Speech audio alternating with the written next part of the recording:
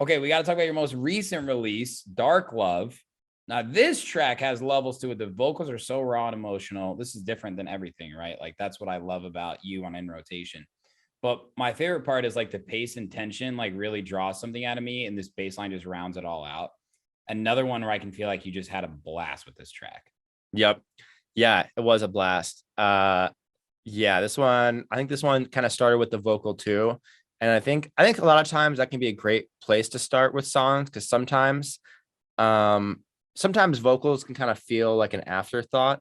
Mm, Whereas like if artists can kind of start and build around the vocal, which is going to be the center point of like the verse, probably, yeah. maybe even the chorus, it can kind of make everything feel more cohesive. And that's how that one started. And yeah, kind of was like wanted to make something a little bit more kind of on like the dancey tech house side, but it still was like heavy and shit. And so a lot of times with these ones, I'll like create a dope kind of like melody with the bass line. And then I'll kind of like duplicate parts of that MIDI, that melody, and add it to different synths. So they kind of follow the bass line, but in a different way. And then sometimes I'll kind of fuck with octaves. If it goes like E to D sharp or something like that, I'll like pitch that E down an octave. So instead of like going down a semitone, it's going up 11, shit Okay. like that, and kind of Yeah. doing cool automations.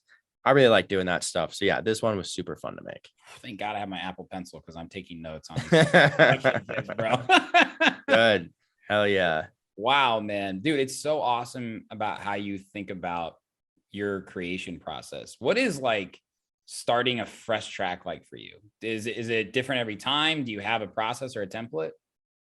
It's different every time. And I try not to really have too much of a template. Okay. But what I do is there's certain times when I don't want to produce. Like Yeah. if tonight I'm like exhausted and I want to like finish the new Ozark season, I'll like still have my computer out and I'll like go through and flip through like samples and vocals and presets and like I have like this my own folder on my desktop that's like my favorite samples. So I'll have them all in there. And so when I go to start a session, I'm like flipping through samples that inspire me. And so right away I'll start to get like chugging on it. And so it's maybe it is a vocal, maybe Yeah. it's a synth, or I'm like, all right, let's create a melody. Maybe it is like part of a little MIDI pack or some shit like that. Yeah. So I'm always trying to start it in a different way, but kind of more often than not, one of the most common ways I'll get like a drum beat going, just like some simple shit, spice it up a little bit, and then start fucking around with the low end and get some sort of bass line in place, and then layering things on top and just trying to hear stuff. But what I usually do is like I'll spend like 30 minutes to an hour in an idea, just try and get a bunch of ideas out, export them, and I won't listen to them for like a couple days, and Hmm. then I'll go just finish the good ones. Yeah.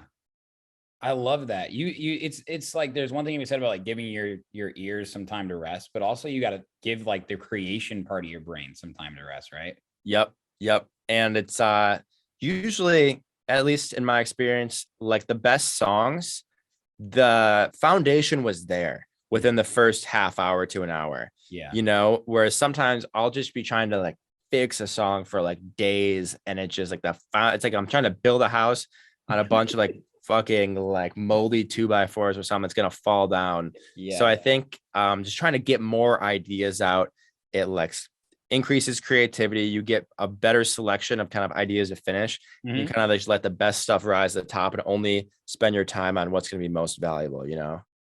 Man, do I love Sherm in the booth. Oh, hey, I think you do too. Hope you enjoyed that piece of content. If you're looking for more, make sure to go to my YouTube channel and hit that subscribe button and turn on all notifications so you don't miss any upcoming Sherm in the Booth interviews, live sets, new music, exclusive artist interviews, Sherm's Word, subpack reviews, and more. This is your one-stop shop for everything entertainment. Cheers.